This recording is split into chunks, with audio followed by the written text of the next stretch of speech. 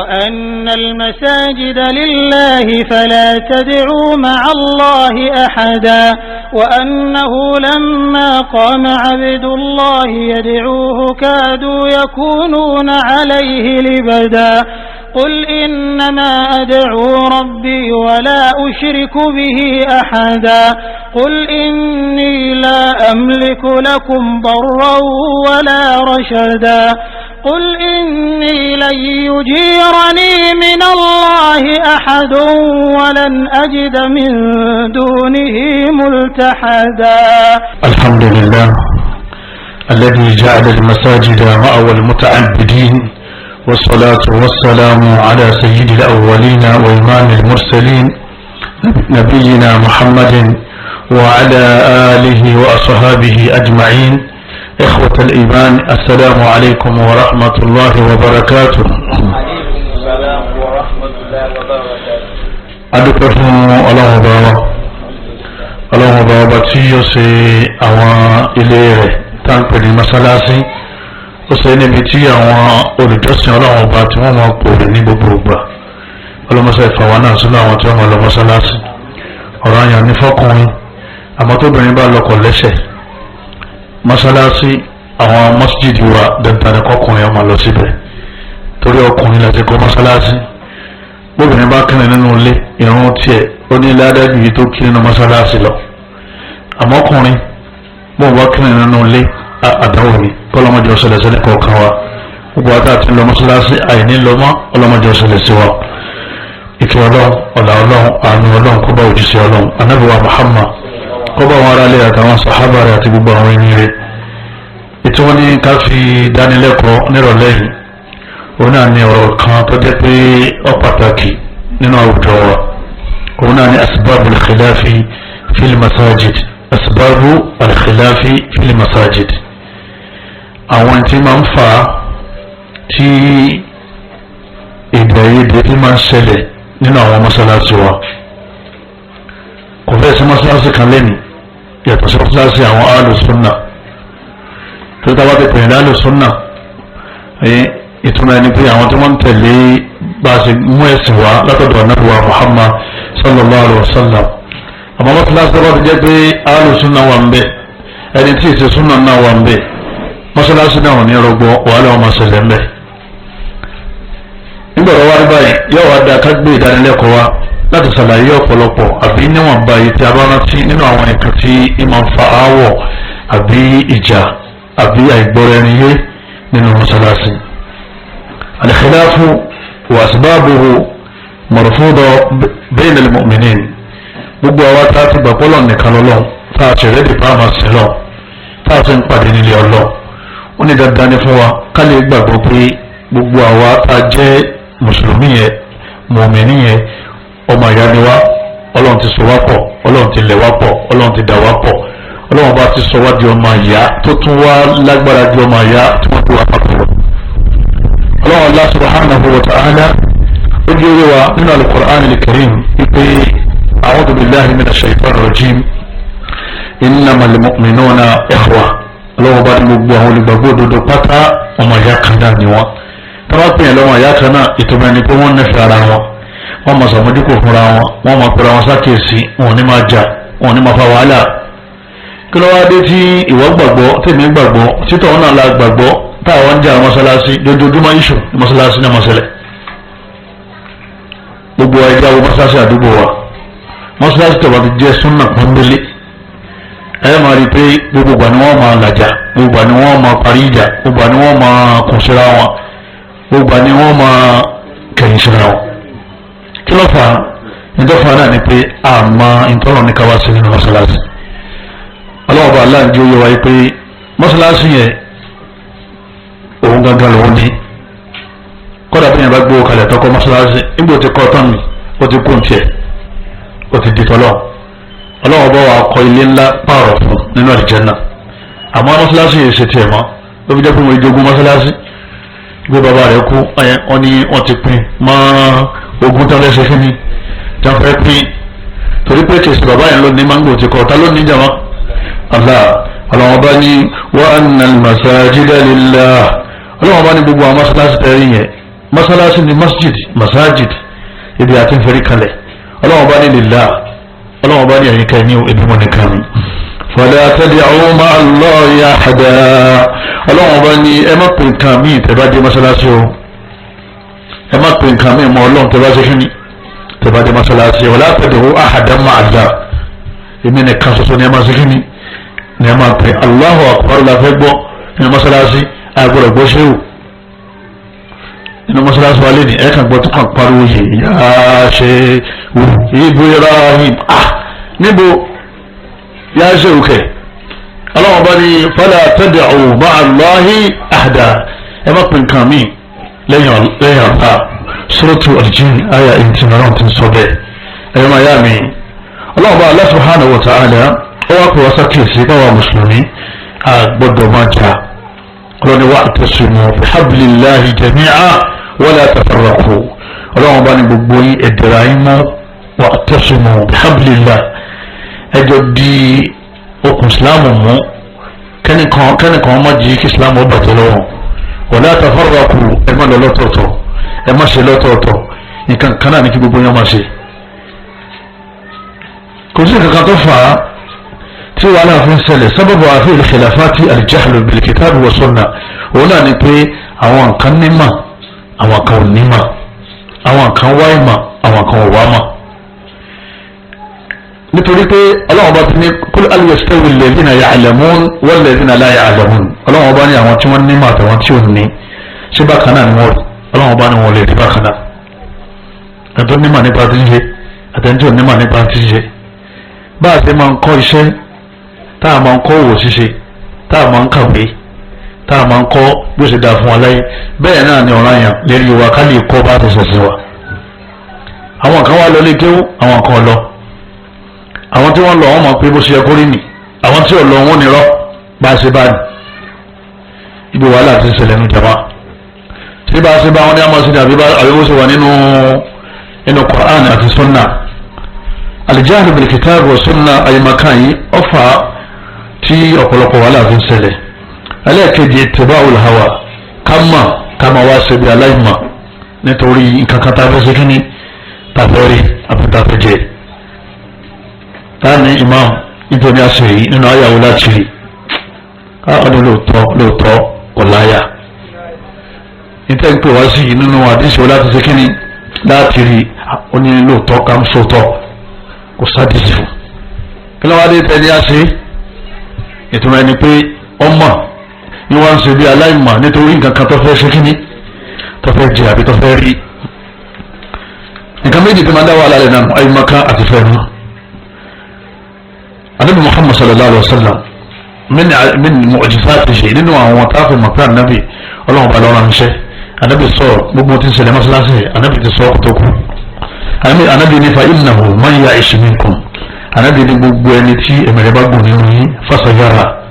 fasayara ikhtilafan kathira anabi ní ẹ̀rí ìyapa tí ó pọ̀ rẹpẹtẹ nínú ẹ̀sìn Islam anabi ní ikhtilafan qalila kọsọ pé ìyapa níwọ̀nba anabi ní ikhtilafan kathira ẹ̀rí ìyapa tí ó pọ̀ nínú ẹ̀sìn fa alaykum sunnati anabi ní gbogbo náà ni wọ́n máa wá pé kẹ́ ẹ máa ṣe eléyìí ní ojú ọ̀nà báyìí láà máa ṣe báyìí láà ṣe bá bàbá ṣe ṣe ni anabi ní gbogbo tí kálukú bá ń sọ fa alaykum bi sunnati èyí tẹ́mi bá ṣe òun ní kẹ́ ṣe o nígbà tí ọ̀rọ̀ bá ti pọ̀ nílẹ̀ sunna tèmi ní kẹ́ béèrè ipe nínú Ramadan kí làwọn sunna tó wà ní Ramadan Allahumma ballighna Ramadan wọ́n lè mọ́ta di Ramadan náà bẹ́ẹ̀ ní kọ̀ọ̀kan wa wọ́n lè ní aṣọ ọ̀pọ̀lọpọ̀ ọdún láyé kí làwọn sunna tó wà nínú ẹ̀rànléyà kí làwọn sunna tó wà nínú ìkómà kí làwọn sunna tó wà nínú tàràwì sunna ni ẹ máa béèrè Ànábì nítorí pé sunna mi òun náà lójú ọ̀nà wa sunnatul khulafa'i rashidin al-mahdiyyin lẹ́yìn náà tẹ̀lé ojú ọ̀nà àwọn sahaba àwọn àrólé tọ́lọ̀ fi mọ̀nà tọ́jú pé anabi sallallahu alaihi wasallam lọ́kọ̀ wọn lẹ́kọ̀ọ́ abdu alayha bin nawajil anabi ni sunna mi ẹ fi eyín parikẹ́ ẹ fi dìímú tọ́lọ́ bàbọ́lẹ̀ o tọ́lọ́ gẹ́gẹ́ bá fi eyín tó ń bẹ láàrin tẹ́yìn bá fi mú nǹkan yóò lè fi bọ́lẹ̀ anabi ni ẹ fi eyín tó wà ní kọ̀rọ̀ ẹ mọ̀ pé òun ní pa dáadáa anabi ni òun ní ká ẹ fi di sunna mú kẹ́ má jẹ bọ́lẹ̀ torí pé lọ́wọ́ dìbẹ̀ yẹn ayé wọ́n máa fẹ́ gba súnà lára yín ẹ kà máa ṣe ń tẹ̀rí. ọlọ́run Allah subhanahu wa ta'ala ó ti wá sàlàyé fún wa nínú al-Qur'ani ó ní fa in tanaza'tum fi shay ọlọ́run bá ní bẹ́ẹ̀ bá wá ń jiyàn lẹ́nì kankan nínú ẹ̀sìn sẹ́mi pé ìyàn pọ̀ mọ́sálásí ga jẹ́ wa àbí tábà tọrọ wa lóko kò sí mọ́sálásí kan nílẹ̀ Yorùbá ń bí tí o bá fi pẹ́ súnà ẹ̀ máa rí pé dojoojúmọ́ la lọ́wọ́ máa ṣe kí ni yóò máa ṣẹlẹ̀ nígbà tí wọ́n bínú jáde ní mọ́sálásí ìmọ̀mọ́ ni ẹ máa ṣe tí gbẹ́mí náà máa ṣe tẹ̀mí nígbà míì wọ́n máa pariwo lẹ́yìn mágírìbì lẹ́yìn ṣáà kọ́ra nígbà míì mọ́sálásí mi wọ́n máa mú jẹ káàdì nígbà tọ́rọ̀ bá dójú ẹ̀tọ́ ọlọ́mọṣẹ́ sọ nílẹ̀ àwọn míì tó bá tún jẹ́ àwọn tí ó ṣe onísúnnà wọ́n tún máa náwó kan síra wọn ṣe ti màyí tí ń wí yẹn owó sóòrò magic àṣàṣì wọ́n máa nà kan síra wọn nínú mọ́sálásí wọ́n máa rán àdìjànú síra wọn. ọlọ́wọ́n bá ní tẹ́ ẹ bá ti ń jiyàn lẹ́yìn kankan nínú ẹ̀sìn farudduhu ila Allah wa rasul ẹ dá padà sínú Qur'an ọ̀rọ̀ yẹn ẹlòmí chẹ́ẹ̀kì nínú sunna èyí tó bá ti wà ní Qur'an náà ní ọkọ̀ rẹ̀ ti èyí tó bá ti wà nínú hadith lọ́sẹ̀ ní lọ́kọ̀ rẹ̀ ti ló ṣe jẹ́ pé téèyàn bá fẹ́ sọnù nínú ẹ̀sìn yìí gbogbo téèyàn bá ti ń wá nínú ẹ̀sìn kéèyàn lè wà nínú ìwé méjèèjì nítorí pé kọ́là ṣéwù ti pọ̀ jù kọ́là ṣéwù kọ́là mọ́wúlá kọ́là àwọn bàbá kọ́là àwọn muallim àwọn stars kọ́là pọ̀ ọlọ́run bá wá ní kọ́là láwà àti kọ́là rọ̀ṣùlù ní kẹ́sì kíní ní kẹ́tẹ̀lé tó bá ti ní kíní yẹ̀ sí ni a kàn bẹ̀rẹ̀ pé imam inú ayàwó láti ṣe kíní láti rí akíní tá a fẹ́ ṣe yí máa dáa àárín inú kọ́ra wọn nínú àdìsí wo láti ṣe kíní láti rí alẹ́ nínú àdìsí kámọ̀rì nínú kọ́ra àṣírí nínú kọ́ra kámọ̀rì nínú àdìsí àmọ́ gbogbo tí anabi bá ń sọ pátá wa ma yuti ar-rasula faqad ata Allah ẹni bá ń tẹ̀lé anabi ń tẹ̀lé ọlọ́run wa náà ọlọ́run fi sílẹ̀ fún wa káwa nínú Qur'an àti sunna Suratul Nisa ayah 59. Na'am asbab al-khilaf kathira àwọn kan tí máa wá fa ìyapa nínú mọ́ṣáláṣí tí máa fa áwọ̀ ṣètìmí lọ́tọ̀ kí wọ́n náà ṣètìmí lọ́tọ̀ ọkọ̀ rẹpẹtẹ alákọ̀ọ́kọ́ ta'yin al-imami al-jahil bidinillah kanya imam aláìmọ̀kan síwájú pé kọ́ máa ṣàṣíwájú fún wa imam jahil ignorant olódò kò kéwú kò sì lẹ́yìn láti ṣe kí ni láti ké ó sì lóun fẹ́ jẹ imam nígbà ọ̀rọ̀ bá ti rí báyìí kí náà máa ṣẹlẹ̀ jama ẹni tí wọ́n lè drive mọ́tò tó lóun fẹ́ wà wá ó sì náà kó ní mọ́tò ní àwọn kan lóko ọmọ drive a sì ní sọdá tọ́tù àti jíàmà ọlọ́run mayàtọ̀ láàrin gbogbo ẹ̀ ibo ní ń kó wa lọ́jọ́ náà nínú gbóòlù ọ̀pọ̀lọpọ̀ ẹlòmíì ti ṣe mọ́tò wọ̀ mọ́ṣáláṣí àdúgbò tó wà tí ọba tètè wá wọn lè lè súnmọ́ àwọn afáàsùn náà mọ́tò tó sì wọ́n ní yóò darí lẹ́nu jahannam nínú náà lọ́rùn nítorí pé eléré ẹ̀sìn ní bá ti ń lọ òun náà ní jama náà ń ṣe kí ni lòun náà ń tẹ̀lé lọ. anabi wa Muhammad sallallahu alaihi wa sallam anabi ni ya'ummu al-qawma aqra'uhum li kitabillah anabi lẹni tí ó máa jẹ́ ìmáàmù fún yín òun náà lẹni tó máa Kùránì kàláàrin yín wọ́n ti kọ́ mọ́sálásí kalẹ̀ tán ẹ wà ní káwọn tó bá fẹ́ ṣe ìmáàmù kí wọ́n yọjú ẹ wà pa àwọn afẹ́sẹ̀ wọ́n ti ń dábò fún wọn ọ̀yà wọ́n kakura wọn náà kakura ní bá máa kájú láàrin wọn anabi lóhun ní kí kẹ́ẹ̀dì jẹ́ ìmáàmù fàyín kanu fil qira'a sawa'a fa'alamuhum bis sunnah àwọn mẹ́tẹ̀ẹ̀ta àbáwọn méjèèjì náà wọ́n wá kà àwọn méjèèjì ni wọ́n mọ̀ tajwidi wọ́n kà méjèèjì lọ́dà gbọ́dọ̀ wa kò ànábì ní fa'alamuhum bis sunnah ẹ wá ní kẹ́nìkọ̀ kan wọn kí wọ́n máa mú àdísì wọlé sọ kan báyìí àdísì wọlé sọ kan báyìí ànábì lẹ́yìn tó bá mọ àdísì jù òní kẹyìn láàrin wọn kọ́ máa jẹ́ imam yásìkì káàfin yan imam mọ̀ṣẹ́mọ́sọ́lá kí ni wọ́n pè jama knowledge àbátí ọba ti jẹ́ knowledge láàfin yàn pípé bàbá rẹ̀ ti kú òun náà ni àlefa ti ṣe kí ni àlefa sí kan fàtí àti àbátí àdátọ́mọ yẹn ó ti tó ṣe imam wàhálà ti ṣẹlẹ̀ torí pé àwa táwọn dákàmọ̀ táwọn àwọn mọ́ṣáláṣí tí wọ́n ti ń sọ̀sọ̀ kó sọ àwọn àmọ̀ pé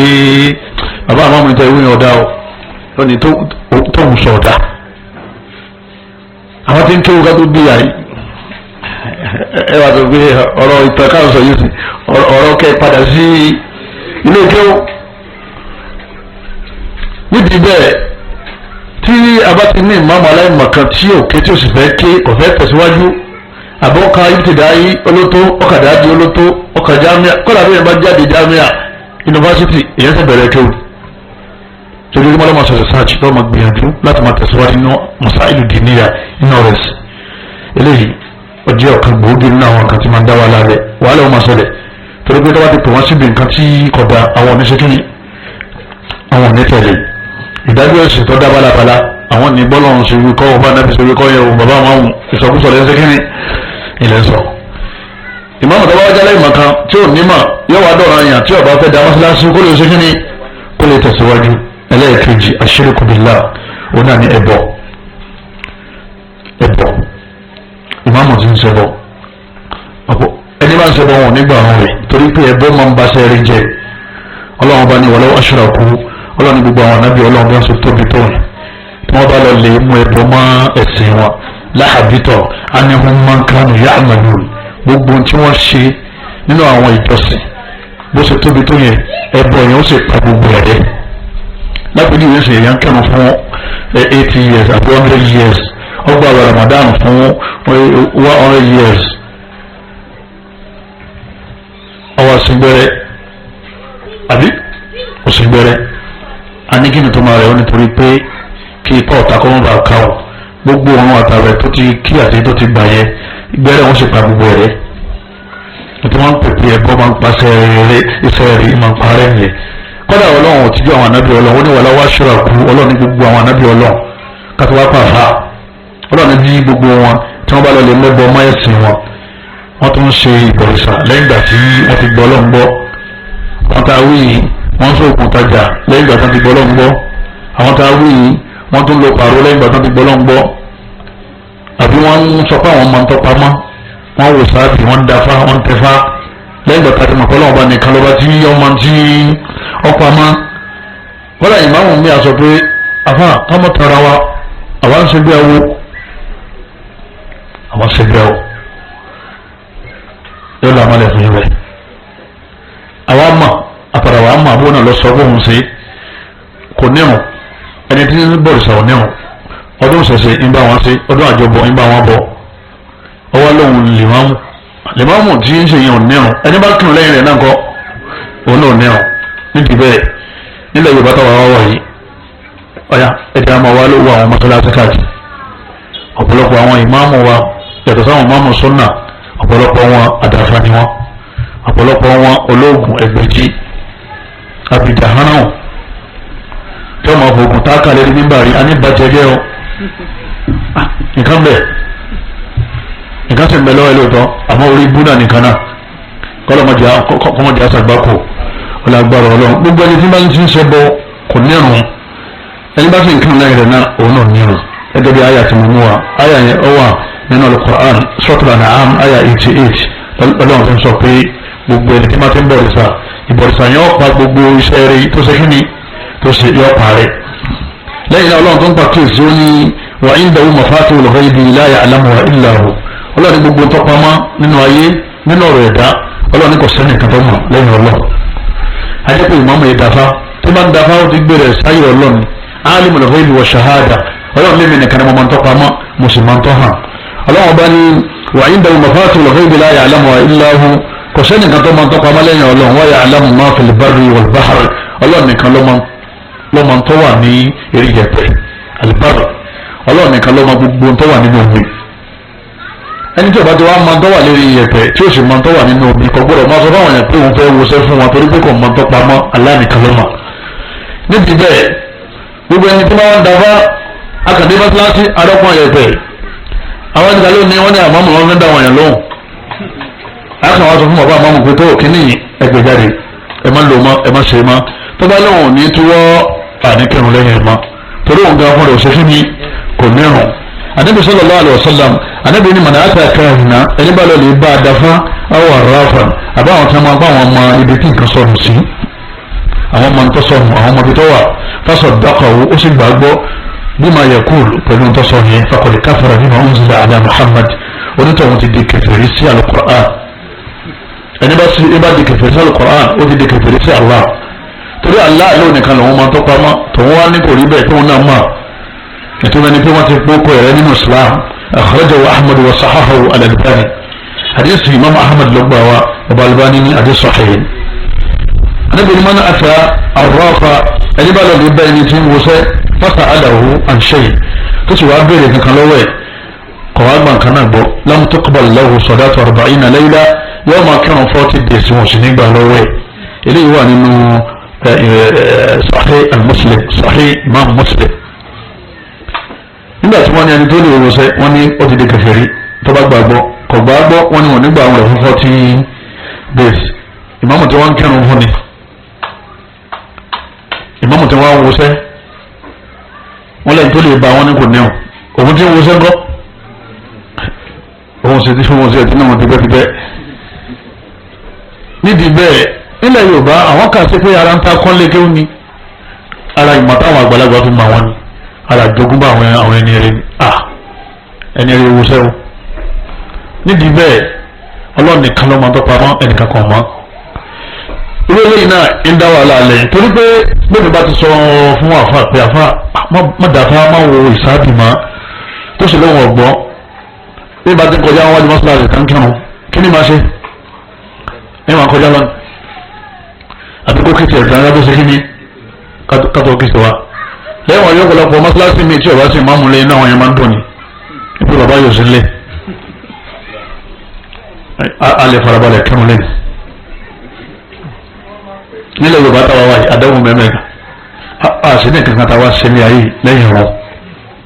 Ọlọ́run dá wa nígbà dá wa táwọn dá wa torí ẹ̀rọ ẹ̀rọ máa yá mi nínú ẹ̀sìn wa gbogbo ẹni tí máa ń ṣe bọ́tẹ́ bá sọ fún tí ọba gbọ́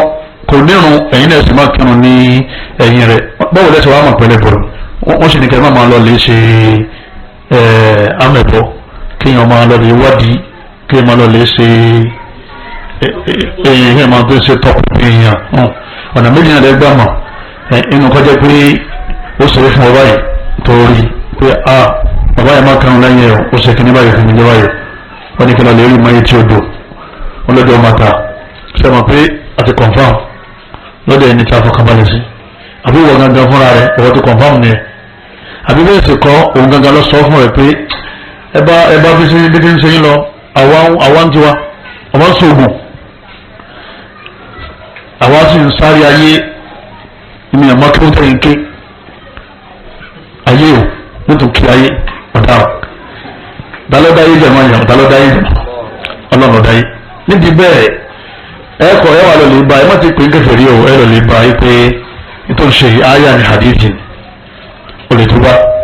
tọ́ba lóhùn túbá ẹ̀ní kanu lẹ́yìn ẹ̀ma ẹ̀ní dé mọ́sálásí ọ̀ma ẹ̀ wà mọ́sálásí mi tẹ́ ẹ̀ bá dé mọ́sálásí mi ẹ̀tẹ́ ní síwájú ta yín kẹ́ máa kírun nítorí ẹni bá ń kírun lẹ́yìn ẹni tí ò nírun òun náà ṣe kíni òun náà nírun ẹlẹ́ẹ̀kẹta nínú tó ń da mọ́sálásí rú al-ibtida' fil masjid òun náà ni ká máa gbé àwọn àgbélẹ̀rọ ẹ̀sìn wọnú mọ́sálásí ká máa pèpè síbẹ̀ nígbà míì àwọn jàmáà wọn introduce ẹ̀sìn máa nígbà míì sì ní ìmáàmù fúnra rẹ̀ ní ó gbé wá pé wọ́n ṣe lóṣòdì wọ́n ṣe mọ̀ọ́sẹ̀ wọ́n ṣe lágége wọ́n ṣe lọ́ọ̀rìn ẹ̀já wa náà máa ṣe kíní ẹ̀já wa náà máa ṣe al-bid'atu hiya mustahdatha fi ddin ní tí wọ́n pè ní innovation àdádálẹ̀ òun náà ni tí wọ́n dálẹ̀ nínú ẹ̀sìn ẹ má jẹ́ ó dàrú o ní tí wọ́n dálẹ̀ nínú kíní nínú ẹ̀sìn ní tí wọ́n dálẹ̀ nínú ẹ̀sìn òun ni wọ́n pè ní al-bid'ah kì í ṣe tí wọ́n dálẹ̀ nínú ọ̀rọ̀ ayé ní tí wọ́n dálẹ̀ nínú ọ̀rọ̀ ayé lápèjúwe kò sí fáànù níjọ́ akópa fáànù wọ mọ́sálásí bídà ni àbí kò sí bídà ni àmọ́ kì í ṣe bídà tẹ̀sán àdádálẹ̀ tayé nìyẹn tẹ́lẹ̀tẹ́lẹ̀ àwọn ni wọ́n fi ń kírun rọ́ọ̀gì làwọn kò sí bẹ́ǹsì tẹ́lẹ̀tẹ́lẹ̀ abẹ̀bẹ̀ ni wọ́n fi ń ṣe kíni ni wọ́n fi ń fẹ́ra ní èsì làwọn kò sí bẹ́ǹsì gbogbo táwọn náà dálẹ̀ mọ́sálásí bídà ni àmọ́ bídà tayé ni méjì bídà al-bid'atu fil ahdath wal-bid'atu fil ibadat bídà nínú ọ̀rọ̀ ìṣẹ̀mí ọ̀rọ̀ nǹkan tá ń lò means tá ń lò àti bídà ẹ̀sìn èyí tí wọ́n gbé wá káwa náà káwa tó ń gbé mi wá yàtọ̀ sí èyí tí wọ́n gbé wá yẹn àbí èyí tí wọ́n gbé wá yẹn ká tó wá tún gbé gbọ̀nà míì ìmí bẹ̀ tí ànábì òsè gbọ́ rí tọ́jú pé wọ́n dá lẹ̀ ní bí mòlúdì lápèjúwe ànábì ọ̀gbọ́n mòlúdì lẹ́yìn ọgọ́rùn ọdún mẹ́rin tí ànábì parí ìjẹ́ra tán tó lọ òun náà ni wọ́n dá mòlúdì lẹ̀ ìmí bẹ̀ tọ́jú pé ànábì ní a ṣe àmọ́ náà tó ní àgbà ṣe káàfi ṣe kíni káàfi ṣe ànábì ní ká máa ṣe la ilaha illallah ọwọ́ dẹ̀yìn asọ̀rọ̀ ìmáàmù ní òun ti dé láti Senegal òun tó lọ lè gbọ́ sáwí ibi gbogbo ẹ̀yin jama lẹ́yìn asr àmọ̀sí la ilaha illallah òun sì ti gbà sọ̀dá ní aṣọ imam aṣọ wáyé tọ̀pá méjì níbo lè rí ó ní bá ṣe ṣe nìgbà nìyẹn aya wà lórí ẹ̀ ọ̀nà ọ̀sá aya àdíìsì gbọ́ ọ̀nà ọ̀sá àdíìsì àmọ́ ìta àmà ṣe kíni ìta àmà ṣe nìyẹn ìdáǹpẹ̀ bídíà ni àmọ́rọ̀ wa ní ẹ̀wọ̀n ní ká máa lo bídíà àtàyé bídíà àtẹ̀sìn wọn ní ká máa ṣe kíni ká máa ṣe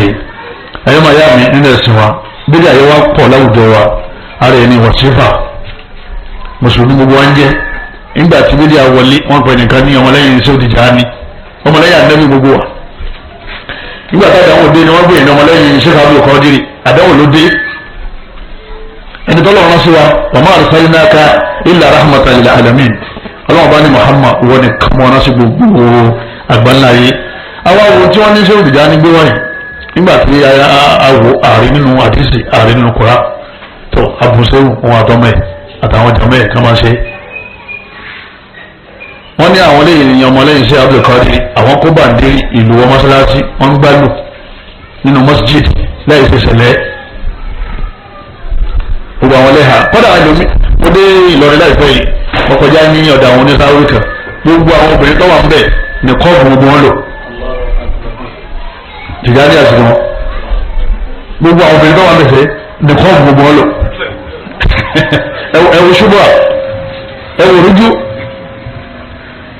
olùnìkọ́ọ̀bù ìpèsè gbogbo àti oníṣòro ẹni máa ń fi ìpè òkú ẹlẹ́bọ ni ẹni máa ń pè ẹlòmíyà tó sọ́lọ́ kìí ṣe muslim ọlọ́run bàlá tẹ̀lé ọ́ máa Allahi ahada ẹ má pè nǹkan mi máa ọlọ́run bá wa nínú àwọn àdádálẹ̀ tó wà ní mọ́ṣáláṣí tí ń da mọ́ṣáláṣí rú wàsífà jẹ́ kan bẹ̀ kí jàmá kan má gba ìmáàmù kan bá fà kan láàyè kó lóun fẹ́ máa ṣe wàsífà àbóun fẹ́ máa ṣe síkìrì oníbàndírì tẹ́ bá ti gbà á láàyè mọ́ṣáláṣí òní ọ̀rọ̀gbọ́ torí pé àwa kan á là ṣe àwọn tó ń sin àwọn máa sọ fún mi pé sẹ́rẹ́ àwọn tí ó jòkó pẹ̀lú wa ọ̀tá ọlọ́run ni wọ́n yóò ní àwọn àjọrẹ̀ ọlọ́run là ń ṣe wàhálà ọmọ ṣẹlẹ̀ bí oníṣẹlẹ̀ yóò máa ṣẹlẹ̀ nínú àwọn bídíà tó wà ń bẹ àṣàlátù Sunday kọkùnrin ọjà di lẹ́kọ́ lóun lásàlátù adáwòbá kóbìnrin ọjà di lẹ́kọ́ lóun lásàlátù ọmọ tó ń sọ ni àwọn tí ò ní kan ṣe ni wọ́n ń sàlátù àwọn tí ò ní kan ṣe wọn ò lẹ́sìn ṣe wọ́n máa dáwọ́ ká wọ́n máa kọrin wọ́n máa náwó wọ́n máa ṣe bí àwọn ṣẹlẹ̀ bí àwọn kérúbù bẹ́ẹ̀ bá ti dá àlàáfíà wọ mọ́ṣáláṣí yín mọ́ṣáláṣí ọ̀fọ̀ tó ráwọn kan jọ yín àwọn kan ò ní ṣe kíni wọn ò ní jọ yín ànábì yìí ṣe sàlátù jọ Sunday kìí ṣe jọ Jímọ̀ kọ́lá kìí ṣe Sátọ̀dẹ̀ ìmọ̀ fún kálukú ládùúgbò ní kálukú máa lè dádùúgbò ṣe ní kọ̀rọ̀ yàrá rẹ̀ nínú àwọn bíbí àtọwọ́ mọ́ṣáláṣí òun náà ni abẹ́sàgbé ọlọ́jọ́ méje nígbà míì tààjù di Jímọ̀ tó gbẹ̀yìn oṣù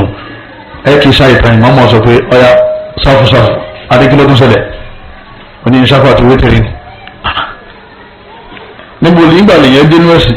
ká máa kí náfìlà papọ̀ lẹ́yìn ìṣá láì ṣe ní Ramadan nìkan la mọ́ kí tàràwì abátìkì tán á fi wétèrè á fi lè báyìí nábì ṣe máa fi lè àmọ́ láì ṣe ní Ramadan kò sígbà láì fún jàmáà kan kọ́ máa ṣe náfìlà papọ̀ nínú mọ́ṣáláṣí eléyìí yóò máa yà wá torí mi ò ní jọyìn bẹ́ẹ̀ bá ti bẹ̀rẹ̀ èmi ọ̀fà tẹ́ sẹ́yìn eléyìí ajá náà òun náà ti bọ́ sí ta ó ti ń lọ yọ ọkọ̀ ẹ̀jẹ̀jẹ̀ ẹ̀yẹ́ ọba wa ṣe náfìlà ní àní bídíà ní bídíà ẹ̀ ń pè wá lálù bídíà àwọn wa kùn síra wa àwọn olódà wà láyẹlẹ àwọn tí wọ́n gbé bídíà wọnú ẹnu mọ́ṣáláṣí ara ẹni fìdáwò tó mẹ́jọ ẹnìkan kùnú jẹmọ́ àwọn kan jòkó fìdáwò àwọn kan láwọn lọ àwọn olókọ̀ rẹ̀ jẹmọ́ àwọn tí ò lọ torí kò sáà gbàgbọ́ tó lè fi àyà kan àtàdísì kan lélẹ̀ pé tó bá kì fìdáwò lọ́ba tí kò ń tẹ kálukọ́ gbalẹ̀ lọ wá bí iṣẹ́ gbà lọ wọ́n lè jòkó sílẹ̀ ológun ọmọ jẹun wá bí iṣẹ́ lọ kọ̀tọ̀rọ̀ amọ́sẹ̀ ọmọ ológun náà jẹ̀mọ́ kó náà gba bí iṣẹ́ lọ ìwọ́n tó fún ọ lẹ́kọ̀ọ́ àtàgàgà tí wọ́n bá rí ọ nílé kálukú náà gbélé jòkó má jẹun yàtá má jẹjẹkújẹ má jẹjẹkú bókù bá ti kú nínú ọmọ ilé àwọn jẹ̀mọ́ mọ́sálásí fọ́sí méjì àwọn kan lọ àwọn kan ní sẹ́kìnì wọn ní lọ fi dáwọ̀ ká lè stop gbogbo àwọn kan yẹn ká lè bá a ṣe pọ̀ lẹ́yìn náà afúlà Lailatul Qadr òní Lailatul Qadr wa ayé lọ kò sẹ́ni ọmọ jẹun lẹ́yìn ọlọ́ ẹni bá ń gbé pèpè ní Lailatul Qadr ìsọkúsọ ní sẹ́kìnì ní sọ ìjọ yẹn ọlọ́run òfin nìkan lẹ́yìn náà ọlọ́run tó wá gbé celebration kalẹ̀ ká máa celebrate Lailatul Qadr ọlọ́run gbé kalẹ̀ sínú ẹ̀sìn ànábì òṣìṣẹ́ bẹ́ẹ̀ látara bẹ́ẹ̀ tábà ti jìnnà sáwọn bíbí àyè kò ní sí àwọ̀ láwọn mọ́sálásí ẹ̀rọ máa yá mi nínú ẹ̀sìn wọn níbi ni mọ̀nà àmìlà àmìlà ẹni bá ṣiṣẹ́ kan laysa alayhi amruna tí ó ṣe àṣẹwà lérí ẹ̀pẹ́ ṣe fọwọ́ ọ̀rọ̀dùn ọlọ́run ní gba ọlọ́run dá padà ní. ìmáàmù wa ń fà mí àfa ń fà mí àwọn jàmáà ń fà mí wọ́n ní kí sáà bá wọn ṣe bó ṣe rí pé bíbí àní dání kí wọ́n ṣe kí ni kí wọ́n ṣe yìí àrẹ́bìsì ní bíbí àní ọlọ́run ní gbà á tọ́lọ́run ọ̀ràn yín tọ́lọ́run bá ara yín lọ́fẹ́ sanyí lẹ́sẹ̀ lérí ẹ̀ nídìí bẹ́ẹ̀ tábà ti fi bíbí alẹ̀ mọ́ṣáláṣí wọn máa tó ọ̀pọ̀lọpọ̀ bíbí àyí olóòfíìsì àwọn ìmáàmù tí wà nílẹ̀ Yorùbá kọ́lọ́ mọ́sá bá tọmọ sọ́nà ọ̀rọ̀ bá sọ̀rọ̀ wọn rọrùn nínú àwọn ìpínlẹ̀ mọ́ṣáláṣí asbab al-khilaf tahdid al-awqat al-mafruda ay as-salawat al-mafruda ká máa bu àsìkò oorun gẹ́gẹ́ bí àwọn bàbá ti gbé kalẹ̀ níjọ́ 5:30 àṣùbà aago 2 ní rosori aago 4 ní asri maghrib nǹkan aago 7 ìṣá nǹkan jama aago 8 sẹ́yìn gbogbo àwọn àsìkò tí àwọn bàbá múlẹ̀ lóòótọ́ àwọn àsìkò ló máa ń bọ́ síbẹ̀ lẹ́yìn zórí nìkan tó dé pé kìí tó aago 2 títí máa ń tó àmọ́ àwọn àrùn tó kù ní máa ń bọ́ sásìkò lóòótọ́ láwọn àsìkò míì àsìkò ọ̀run ò ní ti wọlé pẹ̀lú ìtàwọn múlẹ̀ nígbà míì 5 o'clock ní alifájàrí yọ àwọn bàbá sì ti bu 5:30 èyí ìṣẹ̀dún dáadé ẹ̀jẹ̀ bí ó ti wọlé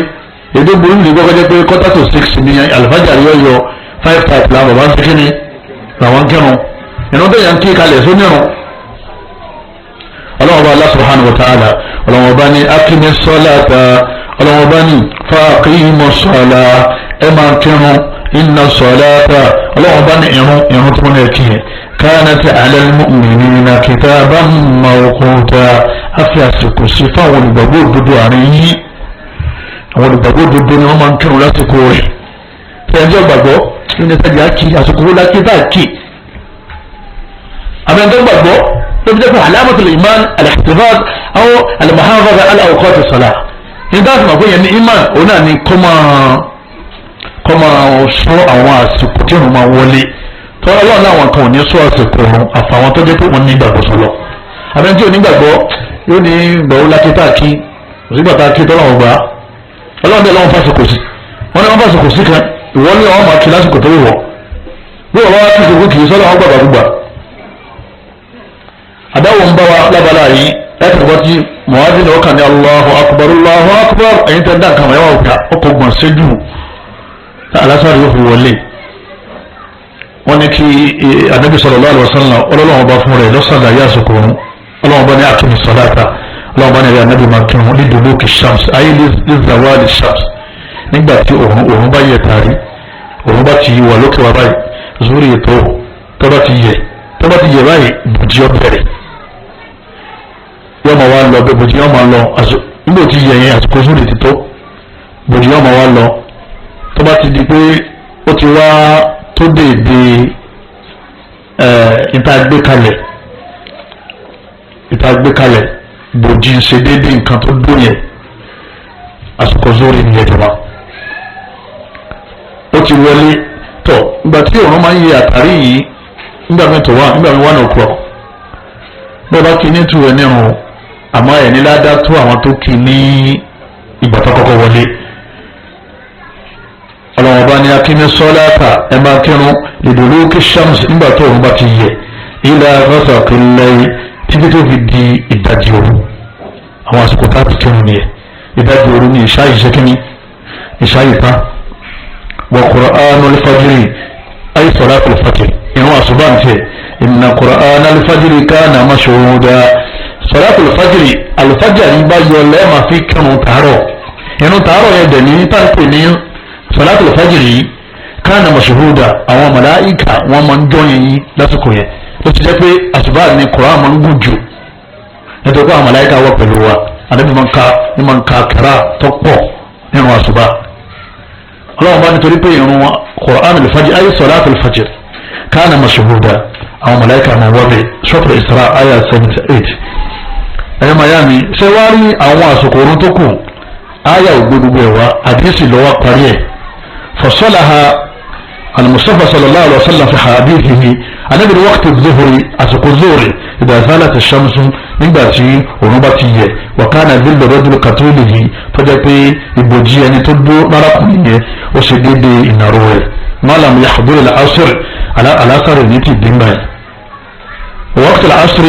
àsìkò tí asr malam tasfarra ash-shamsu òun náà ni àsìkò tí ó jẹ́ pé òòrùn kò tí ì pọ́n bọ́rọ̀ sí pọ́n kò ní tí ì pọ́n báyìí nípa àwọn òdájọ́ wòye ẹ̀rẹ́ pé kò wá ìfì bí ìtọ̀sán ó ti pọ́n díẹ̀ ànábì ní àsìkò asr oyè òun náà nìyẹn waqtul maghrib tó bá ti wá di pé àsìkò maghrib tó òun náà ní pé òòrùn ti wọ̀ malam yadbi shafaq àmọ́ pípọ́n ní sọ́sù kan tí máa ń ṣẹ́kù yẹn wọ́n máa ń pè ní tamasoko nínú Yorùbá òun sì wà ń bẹ̀ àsìkò maghrib sì ti tó waqtu al-isha tí tamasoko yẹn bá ti wọlé tàbárí ma bóyá bí 40 minutes lẹ́yìn maghrib nígbà míì àbí 45 minutes tó bá ti disappear táàrí ma ànábi lásìkò ìṣáyé sekiri ìṣáyé wọlé nìyẹn waqtu ila nisfi al-layli al-awsat títí tí ó fi di àárín òru ní àsìkò ìṣáyé sekiri ńlọtàn waqtu salatu subhi àsìkò irun subh nítorí ìfẹ́ nígbà tí alifájà rẹ̀ bá ti yọ malam tatla ash-shams títí tó rọ̀ fi sekiri tí ó fi yọ tó bá ti yọ àsìkò alifájà ti sekiri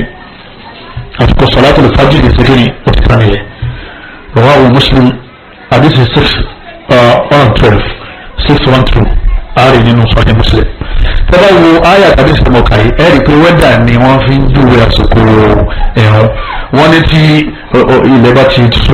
ti sún gbà mí ìmọ̀ sún 6:30 tí ilẹ̀ bá sún 6:30 gbàwó láti magribi jama gbàwó láti magribi 6:30 láti magribi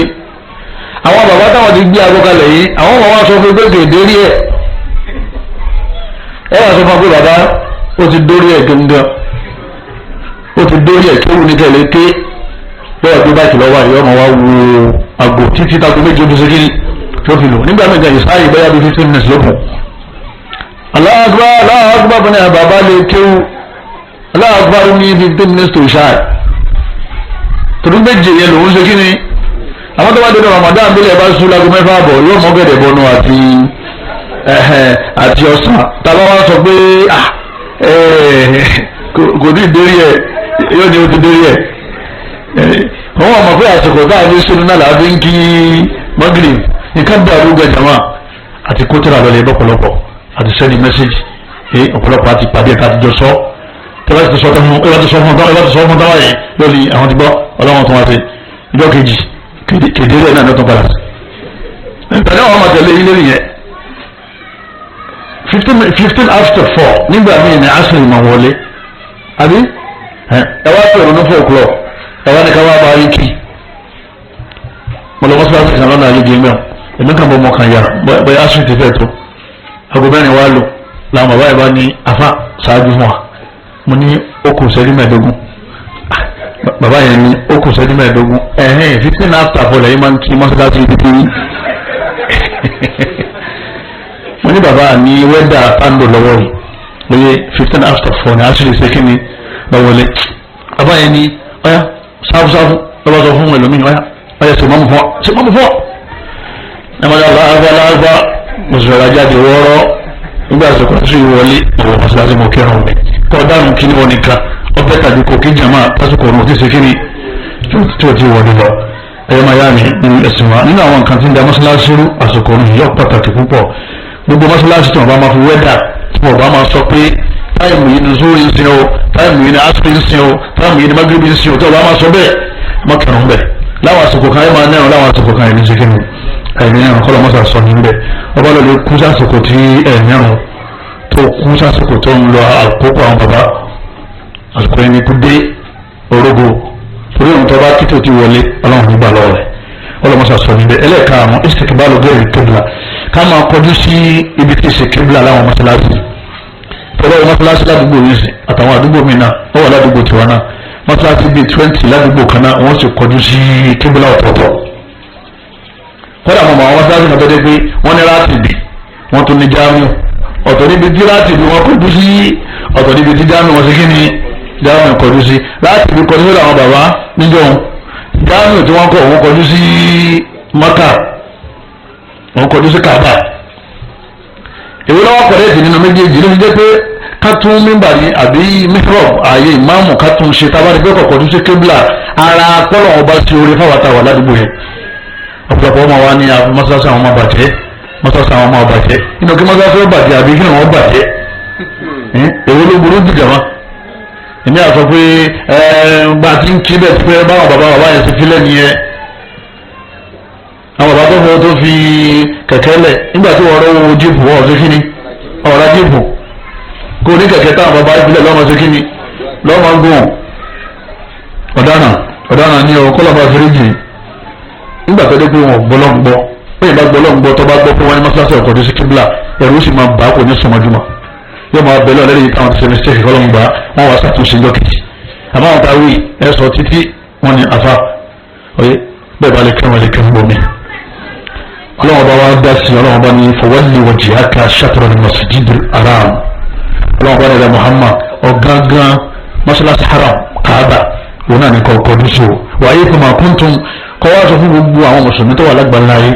ẹni ìwẹ̀ táwọn náà bá ti wà fọwọ́lù wujuhakum shatra ọ̀gángan Kaaba wọn náà ní káwọn náà ṣe kíni tí wọ́n kọjú sí Suratul Baqara àyá 149 àti wá ní àwọn Qibla finder tọ́jẹ́ pé ó wà lórí fóònù tọ́jẹ́ pé ó bá ti gbé kalẹ̀ yóò kàn sọ fún yín pé kíbla ní wàhálà wọn tọ́wọ́ ti di ìtọ́ gbádùn kọ́lọ́mọsọ ìwọlá mẹ́ kọ́lọ́mọsọ fún bàbá wa ẹ̀rọ máa yá mi nílẹ̀ Islam mọ́sálásí wọn bá ti kọjú sí kíbla má bá wọn kẹ́rin ń bẹ̀ o nítorí ká kọjú sí kíbla yẹn ó jẹ́ sharitun sihhati sara ó jẹ́ nǹkan tí ìrun fi máa lálàáfíà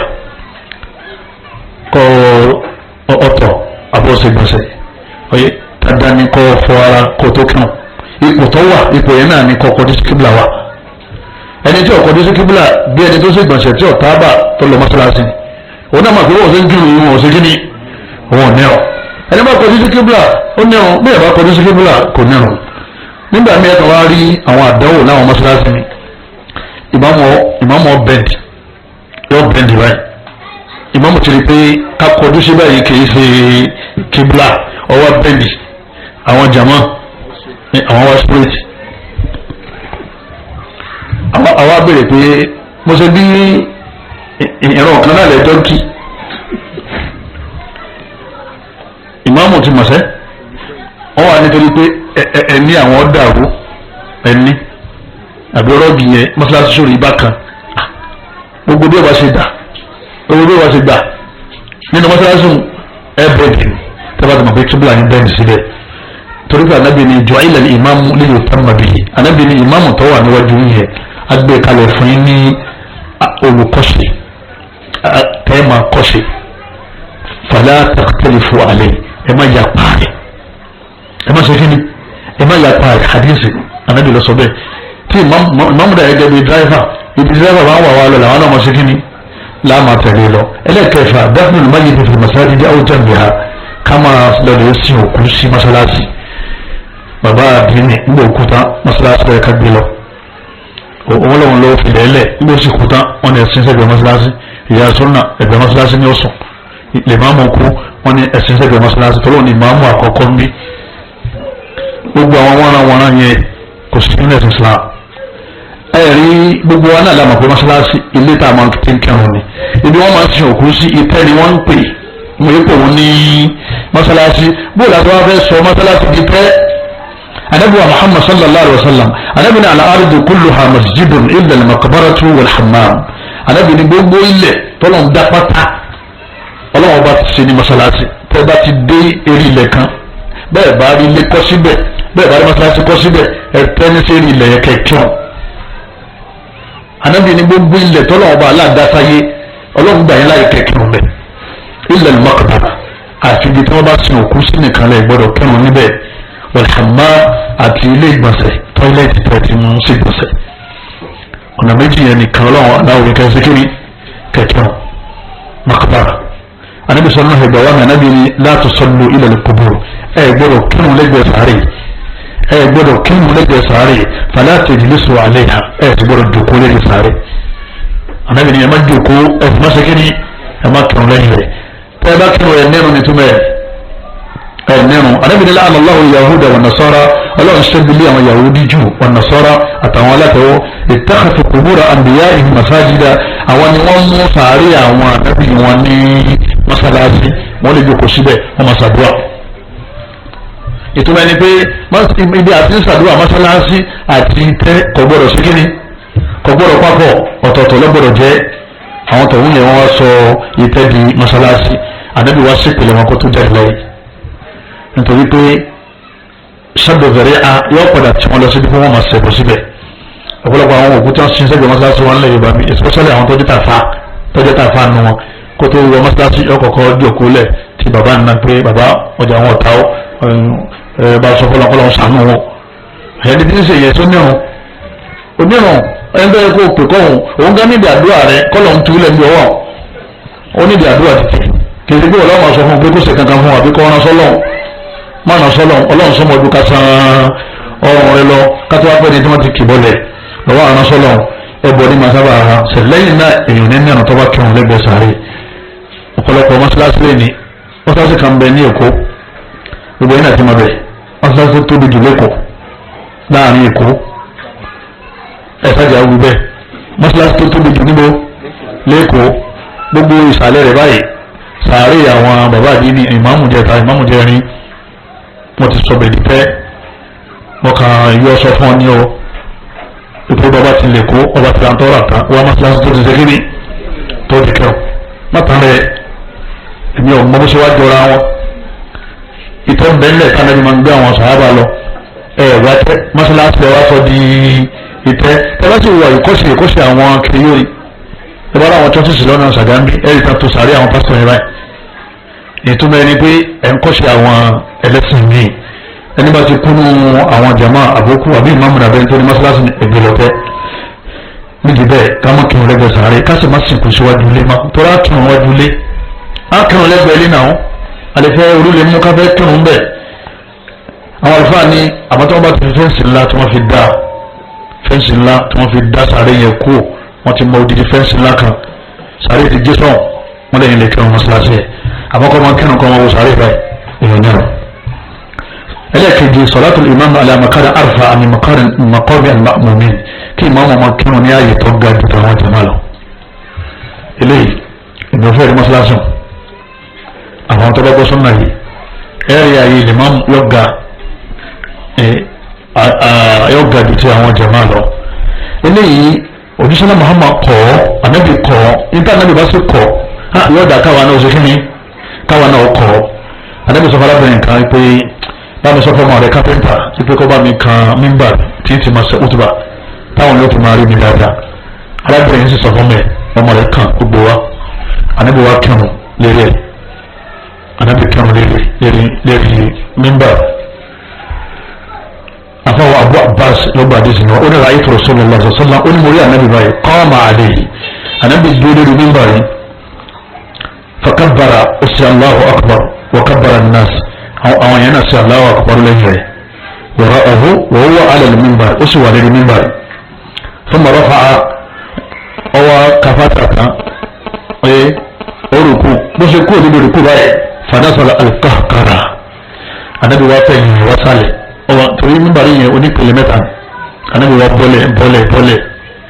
ọwọ́ fẹ́ yìí wá sálẹ̀ ọwọ́ bọ́lẹ̀ bẹ́ẹ̀ hatta sajada fi asl al-mímbà anabi wa feri kalẹ̀ ní ilẹ̀ ilẹ̀ tí àwọn jama náà wà anabi feri kalẹ̀ níbẹ̀ fún ma'ada anabi tó gun mímbà lọ atafari da min akhir salatihi tó wà kúndà sọkòtò fẹ́ feri kalẹ̀ yóò tó fi ẹ̀yìn wá sí ilẹ̀ fún ma aqbal ala nas ibà wa salama anabi wa ni ya ayyuhan nas ẹ̀yàn mẹ́yà inni sana'tu hadha èyí tí mo sè èyí tí mo kírun fún yín lórí mímbà yìí lita atammu bi wa lita'allamu salati kẹ́ẹ̀lì mà bí n ṣe ń kírun lọ́jọ́ kí n ṣe bẹ́ẹ̀ kẹ́ẹ̀lì mà bí n ṣe ń ṣe kí ni bí n ṣe ń kírun lọ́jọ́ kí n ṣe bẹ́ẹ̀ wọ̀rọ̀ Muslim Imam Muslim ló bá wa ìtumọ̀ ẹni pé bẹ́ẹ̀ bá ti pé nǹkan ilé ẹ̀kọ́ ni kódà kéèyàn máa wà níbi tó ga ju àwọn jàmáà lọ hadith kan tó wá òun wà ní Abu Dawud 598 lọ́dọ̀ Abu Dawud arákùnrin kan oníjọ́ kan olóhùn wà pẹ̀lú Ammar ibn Yasir nílùú kan tẹ́pẹ́ ní Madain fọwọ́kímọ̀tò sọ̀rọ̀ oníwà gbèrúdó nílùú náà fataqaddama Ammar wa bọ́ síwájú wa qama ala dukani yusalli ó wá dúró sí pèmpélé kan tó ga àwọn jama wà nísàlẹ̀ ó wá kírun fáwọn èèyàn wan nasu asfala minhu àwọn èèyàn wà nísàlẹ̀ fataqaddama Hudhayfa pé ọ̀kan náà àwọn sàhábà ó wá bọ́ síwájú fa akhadha ala yadihi ó wá fọwọ́ rẹ̀ ó fi fà á lọ́wọ́ bọ́ sílẹ̀ ọfọwọ́ rẹ̀ òun náà fẹ́ yìnyín wa ọfà lọ́wọ́ tó fi wá bọ́ sí ilẹ̀ ilẹ̀ tàbá àwọn Ammar bí sọ ń fọwọ́ fà ní Ammar náà fẹ́ yìí tẹ̀lé Hudhayfa títí tí ó fi wà ní ilẹ̀ ilẹ̀ hatta anzala Hudhayfa náà rí pé òun fà débi táwọn jama wa ọsọ kalẹ̀ falamma faragha Ammar min salatihi nígbà tí Ammar tó wá parí ìrun tí wọ́n sálámà qala lahu Hudhayfa wa sọ fún pé alam tasma sí wọ́n gbọ́ni Rasulullah sallallahu alaihi wasallam tí anábì ti sọ fún wọn dọ́kan báyìí wípé idha amma ar-rajulu al-qawma gbogbo gbàtí ẹnìkan bá jẹ́ ìmáàmù fáwọn àjọ rẹ̀ fala yakun min makani arfa'a min maqami kò gbọdọ̀ wà ní ààyè tó ga jù àwọn jama rẹ̀ lọ. sallallahu alaihi wasallam qala Ammar ni lidhalika ittaba'tuka hina akhadhta ala yadi sórí bó ṣe fà ní èmi náà rántí pé àwọn ti lùgbàdì òfin kan nínú òfin ẹ̀rọ gbé ànábì ọ̀fẹ́ bó ṣe fà mí lèmi náà rántí pé ànábì sọ bẹ́ẹ̀ lóòótọ́ ló ti ń tẹ̀lé ọ bí ìbá dé pé mo rántí ní ìní tẹ̀lé ọ. àdéhùn 598 lọ́bọ̀ nínú Sunan Abi Dawud. tọ́ ìjẹ́ni bá máa kírun lérí pèmpele ó nẹ̀rùn àbí ó nẹ̀rùn pẹ̀lẹ́sẹ̀ nítorí tí ànábì bá ti kọ̀ èèyàn bẹ̀rẹ̀ kọ́ táwọn bá ti kọ̀ nǹkan wọn ọ̀dà lójú ṣe kíni lójú ọkọ̀ ẹni bá kírun lẹ́yìn ẹni tó dúró lérí pègbélé lérí àyè tó ga onítọ̀ ọ̀hún nírun tí ọ̀bá lọ́gbọ́n tí ó dá sí. rí ìmáàmù tí ọ̀rọ̀ yé yọ sọ fún jama pé sàhábà ló gbọ́dọ̀ wáyé sẹ́rí ẹ̀sìn wáyé nítorí sàhábà bá ti wú ní fáínà ọ̀rọ̀ pọ̀ lórí ọ̀rọ̀ tí ń sọ yìí àwọn kan ní kọ́mọ̀dù ìńṣẹ̀ṣẹ̀ kan lọ àwọn kan ní kọ́mọ̀dù ìdè ìgúnpá lọ tó bá ti jù bẹ́ẹ̀ lọ kálukú sásọ̀rọ̀ tó pọ̀ àwọn ṣéwù sọ̀rọ̀ ọ̀rọ̀ àwọn sálàf ọ̀rọ̀ àwọn sàhábà òun láti síwájú gbogbo ọ̀rọ̀ kí lọ́dọ̀ tí ìdè ìfàṣọ sìn ọ́lá ànábì sọ ànábì kọ àbí nígbà ànábì bá kọ bí lórí báwo ní kọ ànábì kọ ṣé òun lọ́wọ́ kọ òun lọ́ tẹ̀lé ànábì látẹ̀lé náà nídìí bẹ́ẹ̀ àmọ́ sẹ́rùn lálàáfíà bẹ̀rùn lálàáfíà ẹ̀rùn lálàáfíà nítorí pé ànábì kọ́ wípé kọ̀dà tó àmọ́ ìwọ tó dákàmà tó dáfà ọwọ́ adé mọ́sáàsì kan wọ́n ní ẹ̀bùn kìmáà ẹ̀bùn máa sọ fún wọn ní húnà òṣòlè ẹ̀dín tí sálẹ̀ ń bí nígbà míì ṣé ò sí ẹlẹ́yìn Yorùbá làwà mọ́sáàsì kan wọ́n ní àbí wọ́n rò pa àti kankan sí orí mímbà rí wọn níbo sí kankan bẹ́ẹ̀ ibi ló ti dá káfíńkì káàkiri nígbà míì àwọn mẹ́wàá kùn àwọn kan kùn náà island mo ní ẹ má kùn náà kí wọ́n ní kẹlẹ́ sí kíni kẹlẹ́ kí akẹ́wọ̀n táwọn wáyà ń kùn jáde àbáyé wa mbẹ́ wọ́n ní ṣé ìrún táwọn wá kí láti jẹ́ ìsìnkú wa dáa mo sọ pé ìròyìn ọ̀dà àní ànábì kọ̀ ká máa dúró níbi tó ga ju ti jẹ̀mọ́ lọ káwọn náà dẹ́ kọ́ nígbà táwọn ti ti wà yẹn ká fọ́ àmọ́ kẹ́ tó fọ́ owó bọ́fọ́ lẹ́yìn ìmáàmù ọ̀gá wọ́n yìí wọ́ ẹ̀ lè bá ìmáàmù ẹ̀ sàlàyé fún tó bá wáyé ìmáàmù náà wà sọ fún yín pé àdúrà àdìsí lórí ẹ̀ àdìsí 598 nínú Sunan Abi Dawud bí yẹn ní láì ta àlà kọ́lọ́mọ́sá jọ ọ̀rọ̀ mi fún wa nípa àrẹ ọ̀rọ̀ mi torí àsìkò wa òun náà ní iná àwọn kan tí ń dá àwọ̀ ọ̀lẹ̀ òun ní tasallutu sahibil masjid aw lajnatil masjid ala idarati imamil masjid wa shari'ati kí àwọn àkọ́nyára wa ní kọ́mítì ní mọ́sálásí wọ́n máa darí imam wọ́n sì máa darí tíra tó kọ́ lọ́wọ́ adáwọ̀ bẹ́ẹ̀ lẹ́yìn Yorùbá jama ọ̀gá náà wọn àfọ àwọn àgbà ó ní kọ́mítì kí wọ́n kọ́mítì ni wọ́n gbé imam lọ́wọ́ báyìí àti tíra tí imam gbé lọ́wọ́ wọ́n máa darí gbogbo ẹ̀ bẹ́ẹ̀ bá wá pàdé àwọn tọrọ yìí wọ́n wà ní tí a bá ti fún ní kíní kan a máa ń ṣe kíní a máa sọpọ̀ ẹlẹ́ni tó bá ti jẹ́ ọ̀rọ̀ mọ́sálásí ìmáàmù lẹ́yìn ti síwájú ìwọ ẹnjìníà àbí mẹ́rin dọ́kítọ̀ kọ́ọ̀sì tí wọ́n ṣe ọ̀tọ̀ọ̀tọ̀ ni ìmáàmù òun ló kéwú bọ́dà bá ti wá dọ̀rọ̀ kéwú ọ̀dọ̀ ìmáàmù lẹ́ẹ̀ máa darí ẹ̀ sí yóò wá dùkúlẹ̀ báyìí yóò máa sọ pé sẹ́rí gbogbo àwọn súnà yìí tẹ̀ ń ṣe wọ́n ẹ má gbé débi o àwọn abẹ́rẹ́ pé bóòlù lòún jẹ́ wọ́n lọ́wọ́ ló fi lẹ́lẹ̀ aníbò làwọn jẹ́ wọ́n ní ìyá wọn lọ́kọ́ mọ́sálásí yẹn aníbò làwọn jẹ́ wọ́n làwọn gan ni àwọn foundation yẹn àwọn àgbààgbà tí wọ́n kọ́kọ́ tẹ̀lé yìí àwọn ni wọ́n gba ilẹ̀ yìí lọ́wọ́ lu àwọn yẹn wọ́n máa dá wa lálẹ́ ni ó kírun ní ọgbà lọ́dún kan mọ́sálásí kan ní dáwọ́kẹ́ àjòkúlẹ̀ báyìí ìmáàmù ń sálọ̀ ọ̀la lọ́wọ́ bàbá yẹn ó sì wà látẹ̀yìn ó tẹ̀ kẹ́jẹ́kẹ́jẹ́ bàbá ní sáfù mo ní sáfù bá ìmáàmù ń bẹ̀ ń tà ó ní mo ní sáfù mo ní ẹgbẹ́rún dúró làwọn àfa máa ń gbọ̀n gbìrìgbìrì báyìí ẹ̀yìn bá àfa àtàwọn ló sì ní sẹ́tẹ̀lẹ̀ ní máa ń gbọ̀n wọn ní sáfù aláhàfà ẹ̀ bọ́wájú ìmáàmù lọ́wọ́ àgbà nígbà wá kírun tán wọn á bẹ̀rẹ̀ àwọn yẹn pé aláàbò ni bàbá bí inda nǹkan rìn wọn lọ́wọ́ lọ kọ́ mọ́sálásí ọkọ̀ ọlẹ́ta kò dúró fọlọ́ kò wá nílẹ̀ masajida lillah ọlọ́run mọ́sálásí ọba ti kọ́ tán ẹni mọ́ ní o ti kún ti ilé tí ń tẹ́ dé sí ọ̀nà àdìgbò máa ń bada lillahi masjidan ọlọ́run ẹni tó bá kọ́ mọ́sálásí bana Allahu lahu baytan fil janna òun ọkọ̀ máa ń ṣàmì fún nínú àjánà àmọ́ èyí tó wà láyé wọn ti kú ní títí ẹ̀ níbi bẹ́ẹ̀ ọ̀pọ̀lọpọ̀ àwọn kọ́mítì lè ní àwọn ni wọ́n máa sọ fún àfà pé àfà èyí tá a fẹ́ ṣe nìyẹn a sì ti parí ẹ̀ àfà náà máa ní àdísì ní àyà Kùránì ni wọ́n ní àfà máa kàdísì máa wọ́n kàdísì máa ń dà nǹkan rú nìyẹn bóòlù àti rẹ́rú tó máa ń kàdísì tọ́ka ẹ̀ bóòlù àti rẹ́rú àwọn sọ wọ́n fún wọn náà bó ti wáyé sí lẹ́yìn náà tó mọ́sálásí ṣe ilé àlùwàlá ẹ dákun ṣe àwọn àwọn adẹ́sì rúgá máa bí tó mọ́sálásí ṣe sí ìlọ́wọ́ ẹ̀dá gbogbo ẹ̀yìn tẹ́ bá ti yàn ní kọ́mítì ṣe mọ́sálásí iṣẹ́ tẹ́ gba iṣẹ́ ọlọ́ọ̀dì kì í ṣiṣẹ́ ayé o kì í ṣiṣẹ́ ro kì í ṣiṣẹ́ ayé tó bá ti dọ́rọ̀ àtúnṣe mọ́sálásí ẹ̀yìn ara yín ẹ̀yìn chairman láàrin yín tí ẹ̀jọ̀ máa ṣètò ẹ̀ tó bá ti dọ́rọ̀ ẹ̀sìn ẹ̀ fi ilẹ̀ sọ́dọ̀ ìmáàmù yín kí masalasi kama ba dawo ẹni wọn bá ta wíyí kọ́lé masa jọ sàǹfààní subhanaka allahumma wa bihamdika ashhadu an la ilaha illa anta astaghfiruka wa atubu ilayk wasalaamu alaykum wa rahmatullahi wa barakatuh.